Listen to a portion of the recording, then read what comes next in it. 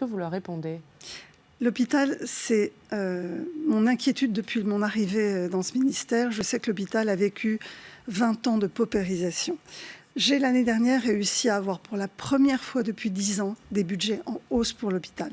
D'abord un dégel complet des budgets mis en réserve en début d'année, une campagne tarifaire en hausse, la première depuis 10 ans, et je me suis engagée à ce que la campagne tarifaire de cette année soit au moins aussi bonne, mais il y a clairement une crise de l'investissement dans le quotidien des soignants. Il y a aussi des problématiques de rémunération, notamment pour les professionnels paramédicaux, mais aussi pour les professionnels médicaux en début de carrière. Donc il y a un problème d'attractivité. Et puis il y a un problème de vision. Qu'est-ce qu'on veut pour l'hôpital public? Et là, je veux rassurer les hospitaliers. Si j'ai accepté ce poste au ministère, c'est parce que je viens de l'hôpital public et que j'ai vu la dégradation des conditions de travail depuis des années et que je me suis attelée dès le premier jour, à repenser notre système de santé pour que l'hôpital ne soit pas le réceptacle des dysfonctionnements. Donc je m'engage avec eux pour une évolution très favorable de leurs conditions de travail. Je suis en train évidemment d'y travailler aujourd'hui. Nous avons d'ores et déjà identifié ce qui ne marchait pas autour des urgences et qui expliquait la crise des urgences. Nous avons débloqué 750 millions d'euros cet été pour la crise des urgences, pour recruter du personnel, pour réouvrir des lits, pour organiser différemment les soins urgents. Mais nous allons continuer pour rendre plus attractif l'hôpital public. Mon objectif, c'est un hôpital public qui occupe la place qu'il doit occuper dans notre système de santé. Il est aimé des Français. Les Français comptent sur l'hôpital public et l'hôpital public peut compter sur moi. Madame la ministre, pour prendre un exemple parmi d'autres de cet état des hôpitaux, on a un exemple qui nous tient à cœur à la Voie du Nord, qui est la fermeture de la maternité de Tourcoing. Un exemple flagrant, deux médecins gynécologues sont partis parce qu'à bout de nerfs, si je puis dire. Est-ce qu'on peut promettre de la même manière que pour ces mamans de Tourcoing qu'elles vont retrouver leur maternité? Et est-ce que les hôpitaux vont retrouver des effectifs supplémentaires? Alors oui, le problème n'est pas, aujourd'hui, de financer ces postes. Ces postes sont financés, ils sont ouverts. Le problème que nous avons partout en France, mais c'est particulièrement prégnant dans le Nord, mais c'est partout en France, c'est que nous avons une démographie médicale qui n'a pas été pensée. C'est-à-dire que nous avons un nombre de médecins aujourd'hui qui ne correspond plus aux besoins de santé de la population. Ce sont en fait des besoins qui n'ont pas été anticipés il y a 20 ou 30 ans au moment où on devait former tous ces médecins.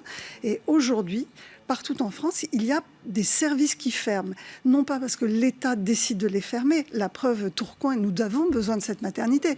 C'est un bassin de vie de 300 000 personnes. Il est 1500 naissances par an. 1500 naissances par an. C'est un bassin de vie extrêmement dynamique. Et donc, évidemment, il faut que cette maternité ouvre. Maintenant, nous devons trouver les professionnels pour la faire tourner.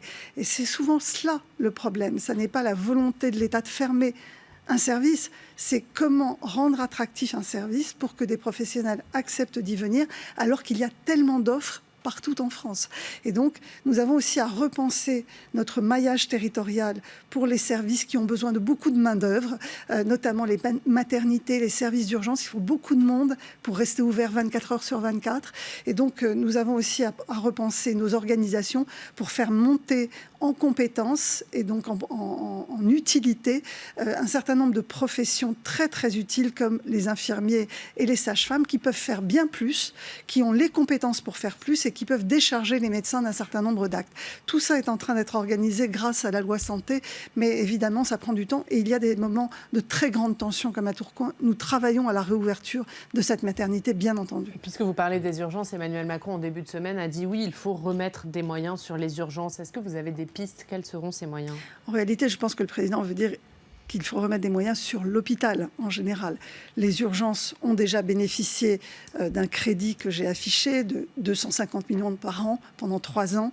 Le problème n'est pas tant l'argent aujourd'hui que de recruter les personnes au bon endroit pour faire tourner les services et d'organiser ce qu'on a appelé le SAS, le service d'accès aux soins, qui va permettre à chaque Français, avant d'aller aux urgences, de téléphoner d'abord pour savoir s'il a besoin d'aller aux urgences et s'il ne peut pas trouver un médecin qui a un rendez-vous rendez-vous disponible pour le prendre en charge sans forcément passer par les urgences. Nous savons aujourd'hui que beaucoup de passages aux urgences pourraient être évités si les Français trouvaient une médecine de ville qui leur offre à peu près la même qualité de service, c'est-à-dire des examens biologiques, la gratuité des soins. Donc c'est ça que nous organisons en amont des urgences. D'autres pays l'ont fait, le Danemark. Ils ont créé un service d'appel. Plus personne au Danemark n'a le droit d'aller aux urgences sans avoir téléphoné. Alors nous n'irons probablement pas jusque-là, mais le fait que les personnes puissent s'orienter quand ils ont un problème aigu, de la fièvre, mal au ventre, avant de débarquer aux urgences, pourrait soulager nos services d'urgence, parce qu'en réalité, l'offre de soins existe parfois sur le territoire.